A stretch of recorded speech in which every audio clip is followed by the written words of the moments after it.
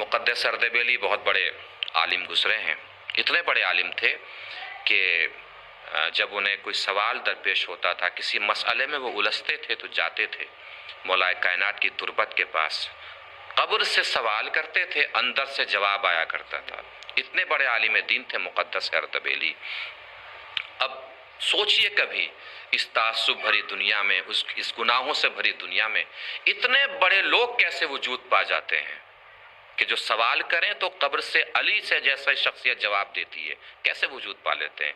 इन लोगों के किरदार में इनके वालिदैन के ईमान का असर होता है। अब मैं मुक़द्दस अर्दबिली की बात नहीं कर रहा हूँ, इनके वालिद की बात कर रहा हूँ। अर्दबिल ईरान में एक शहर है, सेब वगैरह बहुत ज़्यादा होते हैं।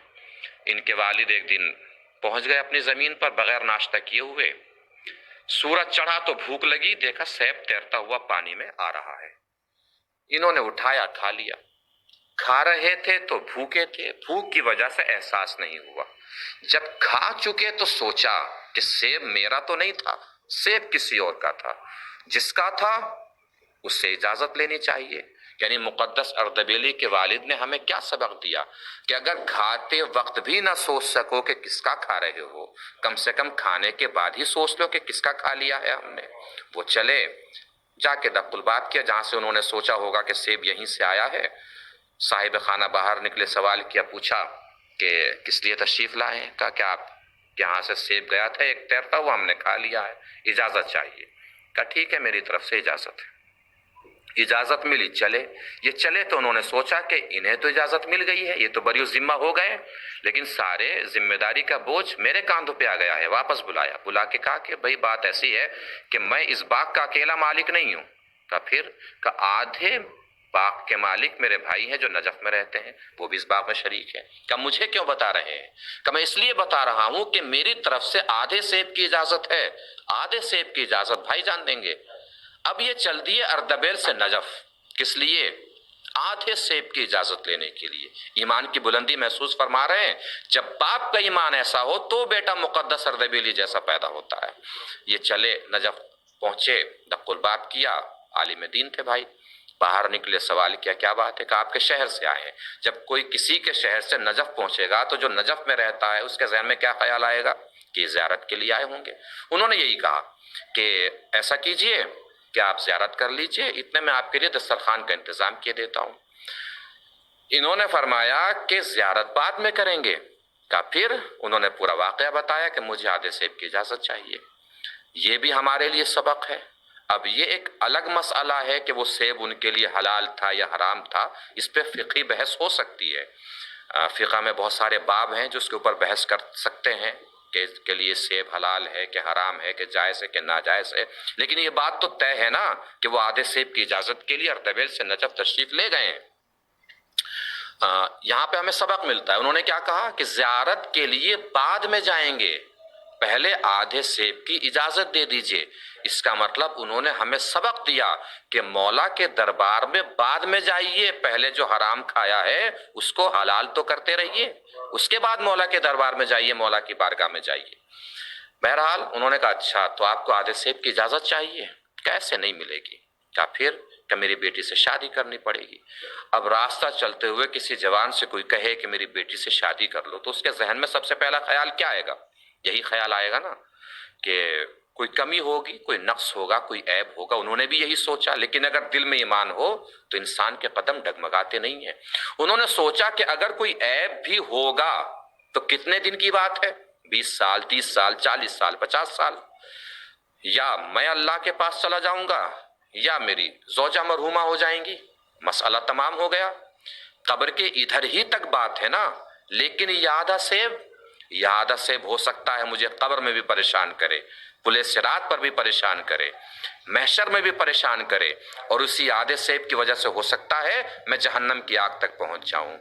अब उन्होंने सोचा कि मुझे कब्र के इधर की बात नहीं सोचनी है, कब्र के उधर के बारे में सोचना है जहां मुझे मर के जाना है। उन्होंने कहा कि सरकार शादी कर लेंगे। कहा पहले सोच लो, मेरी बेटी में ऐब बहुत सारे हैं। मेरी बेटी अपाहिज भी है, चल नहीं सकती। मेरी बेटी गूंगी बहरी भी है, न बोल सकती है न सुन सकती है। मेरी बेटी अंधी भी है, देख भी नहीं सकती। उन्होंने कहा कोई मसला नहीं, कर लेंगे शादी। बहरहाल शादी हुई। وہ اپنے حجرے کی طرف چلے، پہنچے، جا کے دیکھا وہاں منظر ہی بدلا ہوا ہے۔ سن کے کیا آئے تھے کہ بیٹی اپاہج بھی ہے، گونگی بہری بھی ہے، اندھی بھی ہے۔ یہ جو رخصت ہو کے آئی ہیں، سامعین اور ناظرین ملاحظہ فرمائیں گے، یہ کون ہوئی؟ اگر آپ توجہ دیں گے، یہ تو مقدس اردبیلے کے والد ہوئے، جو سیب کی اجازت لینے کے لیے اردبیل سے نجف آئے۔ یہ جو رخصت ہو کے آئیں، یہ ہونے والی ہے مقدس اردبیلی کی والدہ۔ ابھی تو آپ نے باپ کا ایمان ملاحظہ فرمایا، اب ماں کا ایمان ملاحظہ فرمائیے۔ جبھی تو پتا چلے گا نا، جب ایمان سے ایمان ملتا ہے تو مقدس اردبیلی جیسی اولاد ہوتی ہے۔ ماں کا ایمان ملاحظہ فرمائیں گے۔ آئے، پہنچے تو پریشان، وہاں دیکھا کہ جو کچھ سن کے آئے ہیں اس سے جدا منظر ہے، اس سے الگ منظر ہے۔ انہوں نے پوچھا کہ کیوں پریشان ہیں آپ؟ کہا میں پریشان اس لیے ہوں کہ آپ کے والد نے مجھے بتایا تھا کہ آپ اپاہج بھی ہیں، اندھی بھی ہیں، گونگی بہری بھی ہیں، یا منظر ہی سارا بدلا ہوا ہے۔ کہا میرے والد نے ٹھیک بتایا تھا، آپ سمجھ نہیں پائے۔ کہا تو آپ سمجھائیے۔ کہا میرے والد نے کیا بتایا تھا؟ میں اپاہج ہوں، ہاں میں اپاہج ہوں، چونکہ زندگی گزر گئی ہے، کبھی اللہ کی مرضی کے بغیر ایک قدم بھی گھر سے باہر نہیں نکالا ہے۔ اور کیا کہا تھا؟ میں اندھی ہوں، ہاں اندھی بھی ہوں، زندگی گزر گئی، نہ کبھی کسی نامحرم کو میں نے دیکھا ہے، نہ کبھی کسی نامحرم نے مجھے دیکھا ہے۔ اور کیا بتایا تھا؟ گونگی بہری بھی ہوں، ہاں گونگی بھی ہوں، بہری بھی ہوں، چونکہ زندگی گزر گئی ہے، نہ کبھی کسی کی غیبت کی ہے، نہ کبھی کسی کی غیبت سنی ہے۔ جب میرے والد کو اتنی مومنہ بیٹی ملی تو میرے والد اس وجہ سے پریشان ہوئے کہ بیٹی اتنی مومنہ ہے تو اس کا ہمسر کہاں تلاش کریں، داماد کہاں سے ڈھونڈوں، جس سے بھی کہوں گا وہ اپنے حساب کا لڑکا لا کے مجھے دکھا دے گا۔